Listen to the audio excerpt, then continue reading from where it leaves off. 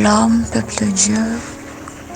Shalom, je suis la sœur Jeanne d'Arc et j'aimerais partager avec vous mon témoignage. Tout d'abord, je vis en Ukraine et je suis là pour les études et vous voyez comment c'est difficile dans les pays lointains, vraiment d'appartenir à une église, vraiment une église sincère qui marche dans la vérité et tout. Et lorsque je suis arrivée ici, déjà que j'étais catholique et j'ai abandonné le catholicisme pour vraiment chercher véritablement le Seigneur, parce que j'ai vraiment été révélée aussi par cette tromperie-là. Prier la Vierge Marie, c'est vraiment une idolâtrie. S'agenouiller devant les statues et autres, c'est aussi une idolâtrie et c'est un péché vraiment pas aimé devant Dieu. Et j'ai vu que c'était un mensonge, le catholicisme, et que si je restais là, vraiment je n'allais pas être sauvée. Du coup, j'ai décidé de chercher Dieu, j'ai décidé de prier Jésus-Christ, le vrai. Et j'ai donné ma vie au Seigneur en février 2020, je crois, oui, en février 2020. Et quand bien même j'avais donné ma vie à Dieu, je vivais encore dans le péché, dans l'impudicité, dans la débauche, l'alcool et tout. Je sortais, je m'habillais comme je veux, je faisais presque comme un païen au fait. Et lorsque je voyais ma vie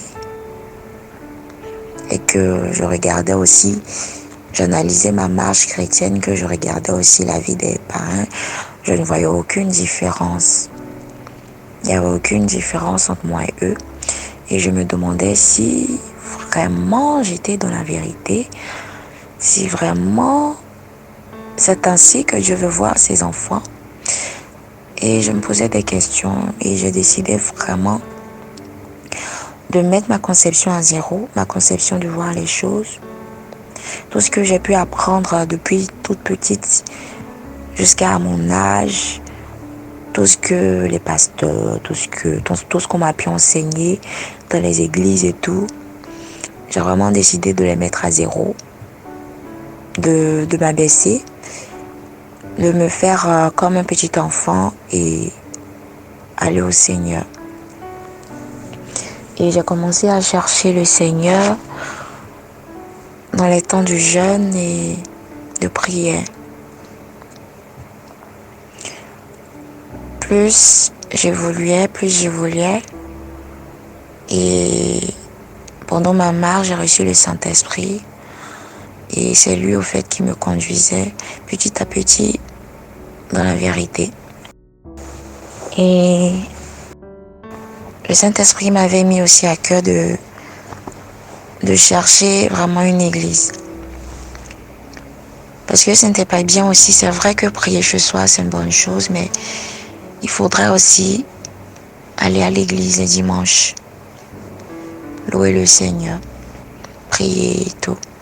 Appartenir à une église, c'est vraiment aussi important.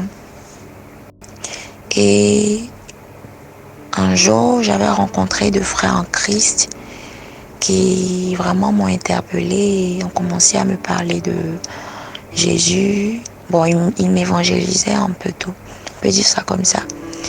Et ils m'ont proposé de venir à leur église. Bon, j'ai dit ok, je leur ai donné mon numéro, j'ai dit ok, mais je ne suis pas allée. Et des jours ont passé, des semaines passaient, et un jour, j'ai décidé d'écrire à l'un de ces frères-là Et je lui ai dit que c'est ok, que le dimanche, on allait y aller ensemble et tout. Et le dimanche, on est allé, comme d'habitude, je me suis habillée comme un païen, même pas comme un chrétien, parce que je peux pas me dire que j'étais chrétien.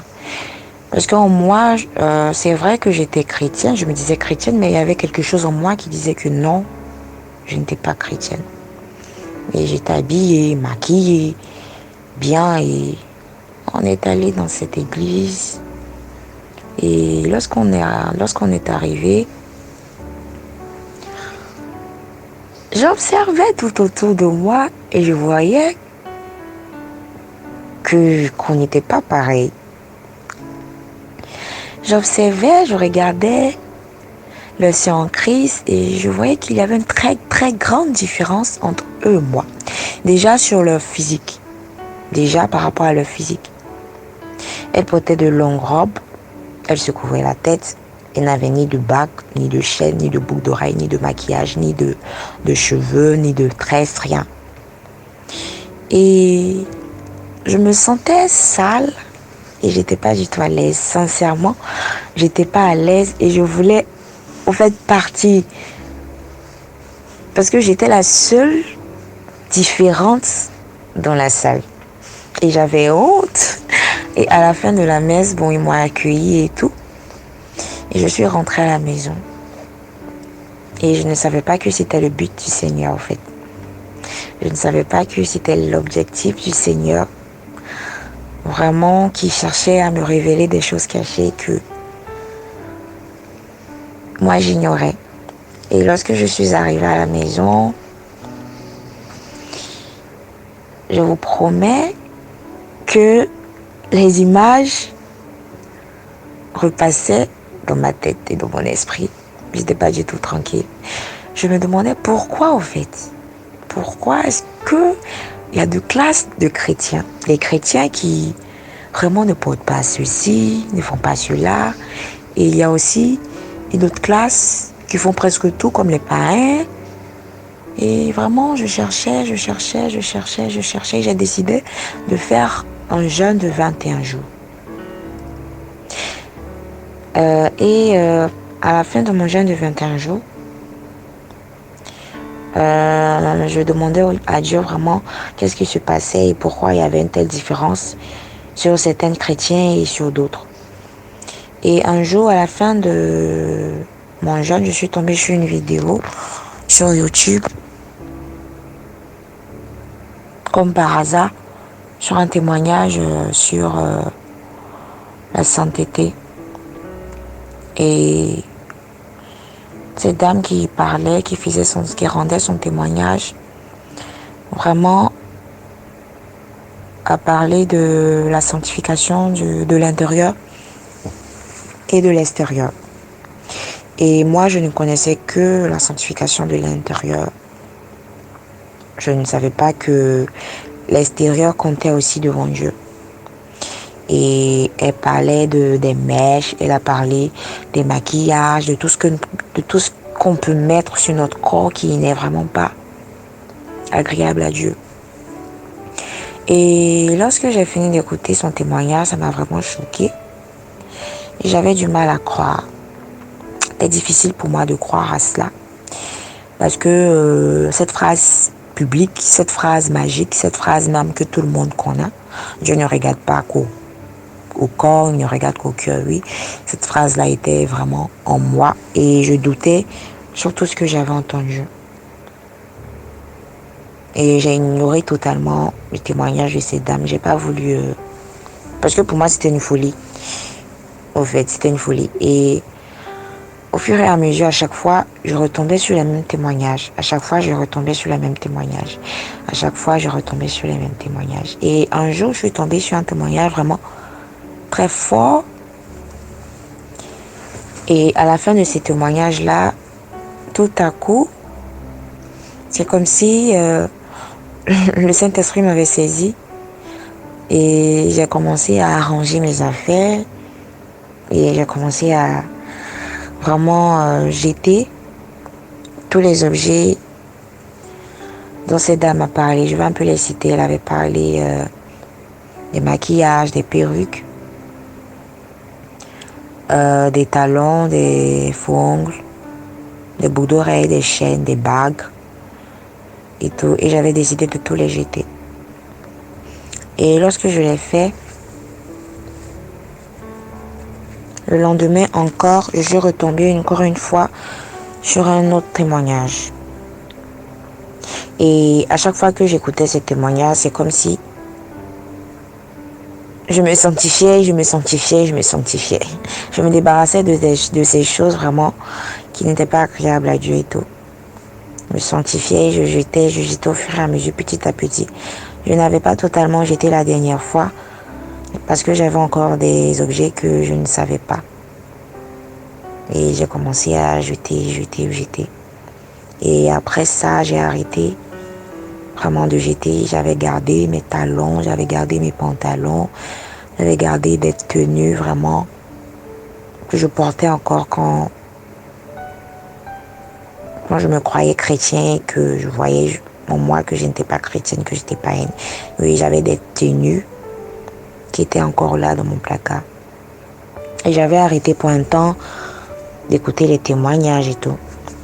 Et c'est pendant ce temps-là que j'avais arrêté que le Saint-Esprit a commencé à me parler et à me mettre à cœur vraiment de toutes ces choses que nous utilisons. Et il a commencé à me révéler petit à petit tout ce que Dieu ne voulait pas qu'on utilise. Comme les pantalons. Il m'a parlé des pantalons, il m'a parlé des talons. Je les ai jetés. Il m'a parlé des crèmes aussi que nous utilisons sur le corps qui ont vraiment un effet qui change. Tout ce qui modifie, tout ce que nous utilisons sur notre corps qui modifie notre peau, oui, est un péché. Et j'avais tout jeté. Tout jeté. Les parfums aussi. Oui, les parfums. J'ai jeté mes parfums. Les strings aussi, oui. Les montres. Parce que la montre fait partie aussi des bijoux. J'étais tout cela. Et j'avais presque plus de vêtements. Parce que j'avais pratiquement tout jeté. Et un jour, j'avais décidé d'aller acheter des vêtements dans un magasin. Et je suis allée.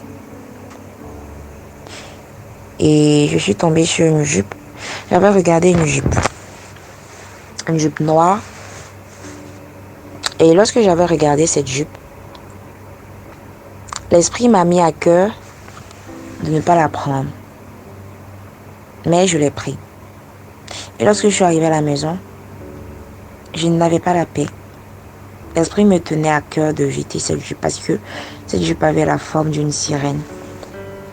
Et j'ai dit, comment est-ce qu'une jupe encore? Et il m'a dit, lorsque tu achetais la jupe, lorsque tu prenais la jupe, quelle est la première pensée qui t'est venue en esprit?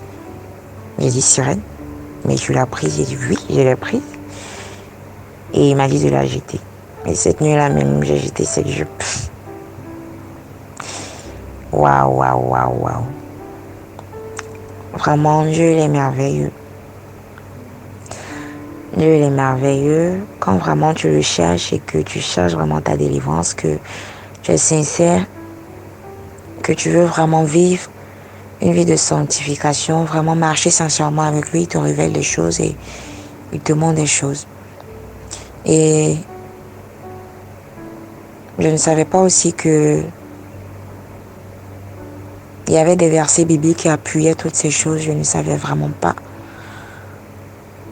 Et j'ai commencé à chercher dans la Bible et j'ai vu aussi qu'il y avait des versets qui appuyaient toutes ces choses, toutes ces parures et tout ce que nous mettons sur nos corps.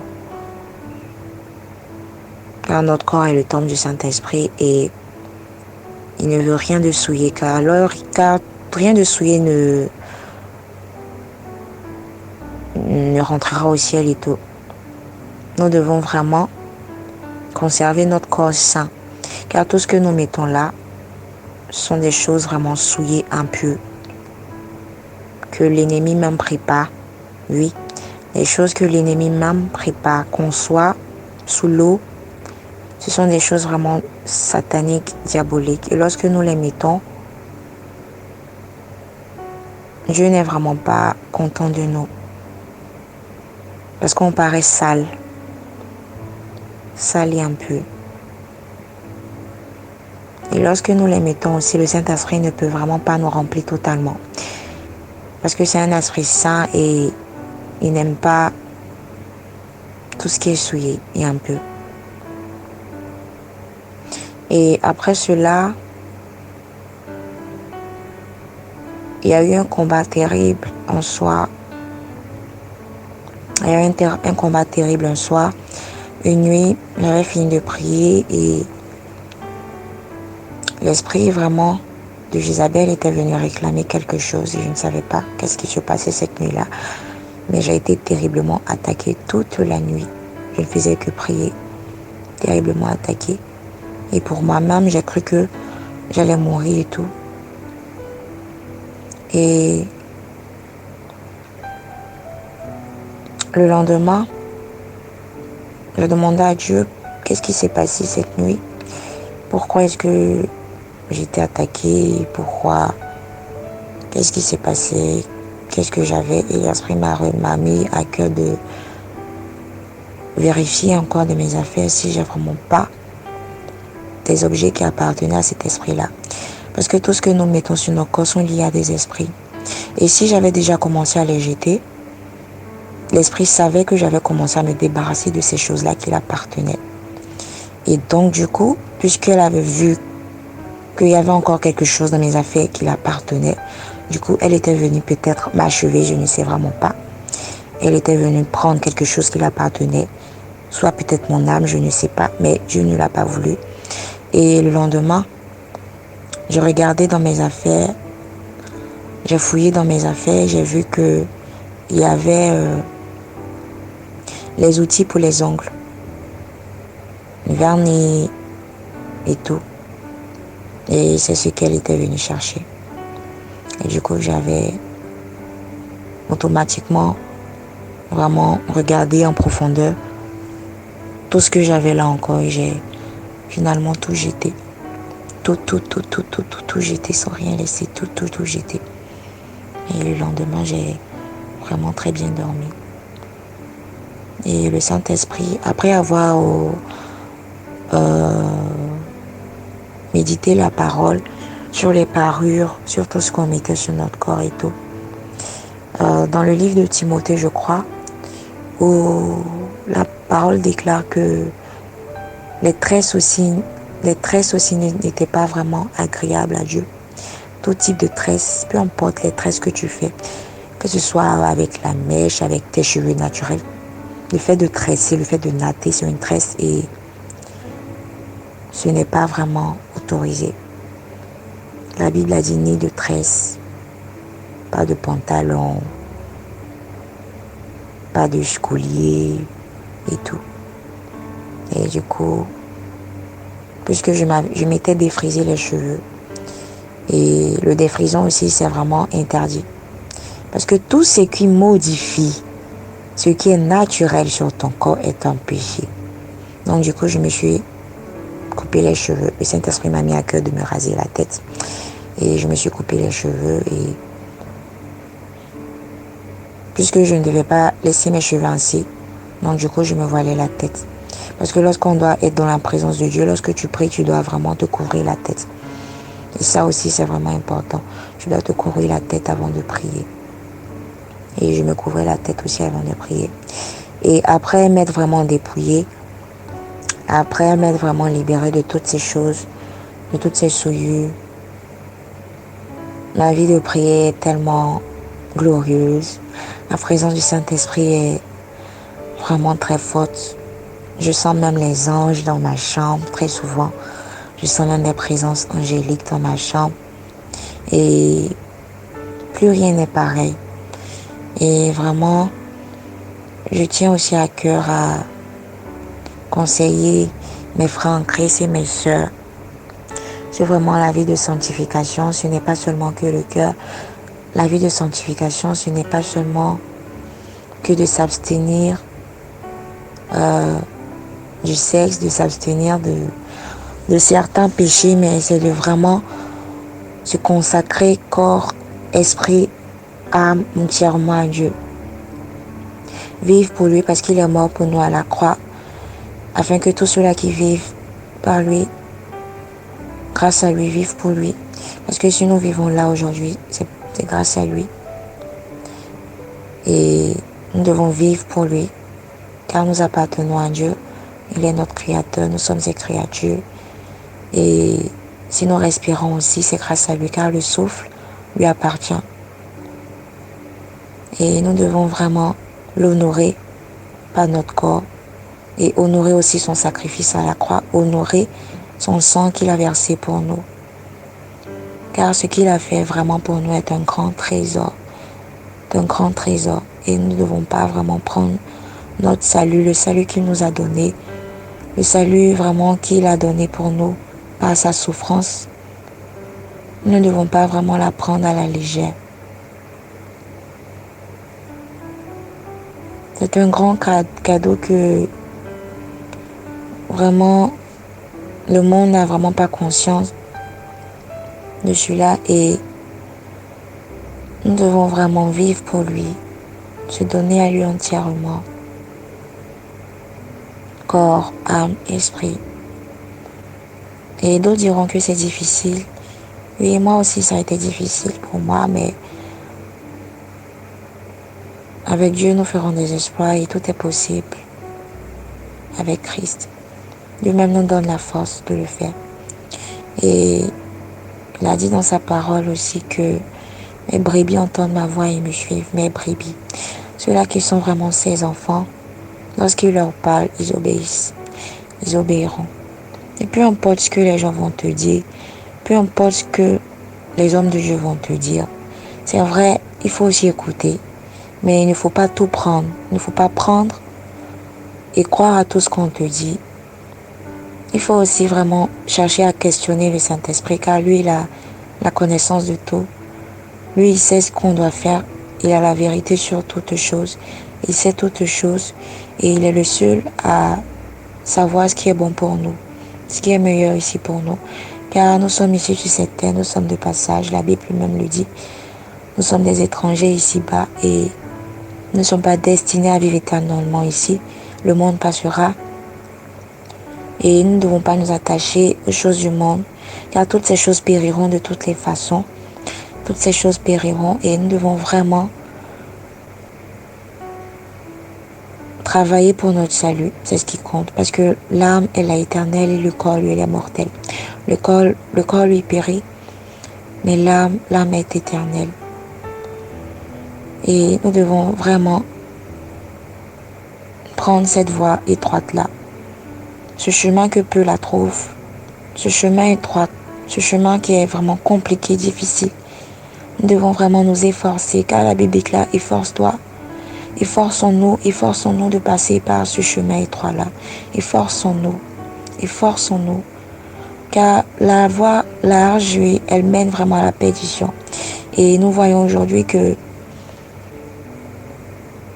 les églises vraiment sont dans la voie large et ceux-là qui embrassent vraiment la parole de Dieu sont très peu à le faire. Et l'Éternel Dieu aussi a dit dans sa parole, celui-là qui perdra sa vie, pour moi la retrouvera. Parce que c'est sûr et certain que nous la retrouverons avec lui dans le royaume. Il y a deux mondes, il y a deux chemins.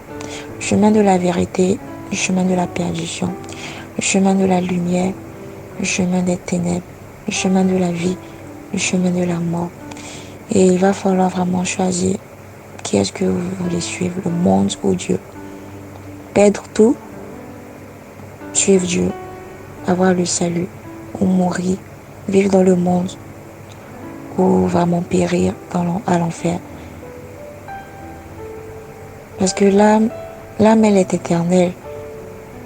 Et lorsque nous mourrons, elle ira dans un lieu. Elle ira dans un lieu. Et nous devons vraiment choisir le lieu là où nous voulons aller. avec Dieu ou en enfer. C'est vrai, suivre Dieu, c'est pas vraiment facile, mais il va vraiment falloir s'abaisser comme un enfant et marcher avec Dieu. S'abaisser, s'humilier, marcher avec Dieu. Parce que si tu veux, je ne sais pas comment expliquer, tu ne pourras pas. L'ennemi va t'emmener en arrière. Il faut vraiment s'accrocher à Dieu, s'accrocher à sa parole. Sincèrement. Et voilà un peu ce que je tenais à dire, ce que je tenais à partager avec vous. Et j'aimerais vraiment remercier le Seigneur de m'avoir révélé toutes ces choses, de m'avoir conduit, dirigé et mené à cette nouvelle vie-là. Vraiment, j'ignorais complètement que j'allais vivre cela, être ainsi aujourd'hui, et je bénis le nom du Seigneur, je bénis vraiment Dieu pour sa grâce dans ma vie, car nous sommes au temps de la grâce et nous devons vraiment la saisir. Ce vent-là qui souffle, ce vent de réveil-là qui souffle en ce moment, il faut vraiment la saisir et s'humilier, chercher Dieu sincèrement de tout notre cœur. Parce que lui seul qu'on a le secret, lui seul sait comment est-ce que nous devons faire pour vraiment être sauvés. Nous ne devons pas vraiment nous limiter, nous borner sur nos connaissances, nous borner sur tout ce qu'on peut, tout ce qu'on nous a dit. Nous ne devons pas vraiment nous borner sur tout ce qu'on a pu nous dire, sur tout ce que l'Église a pu nous dire. Parce que toutes ces choses peuvent être des mensonges ou pas. Et nous devons vraiment chercher Dieu. Nous devons vraiment chercher ce que dit Dieu, la volonté de Dieu. Parce que c'est vrai, nous donnons nos vies à Dieu. Nous donnons notre vie à Dieu. Mais nous avons reçu Jésus-Christ. Mais nous devons aussi chercher maintenant sa volonté pour nous. Comment est-ce que nous devons vivre sur cette terre afin d'être sauvés. Et voilà un peu mon message, mon témoignage. Je prie que je puisse convaincre le cœur et qu'il puisse vraiment révéler ce secret-là à tous ses enfants. Au nom de Jésus-Christ. Amen.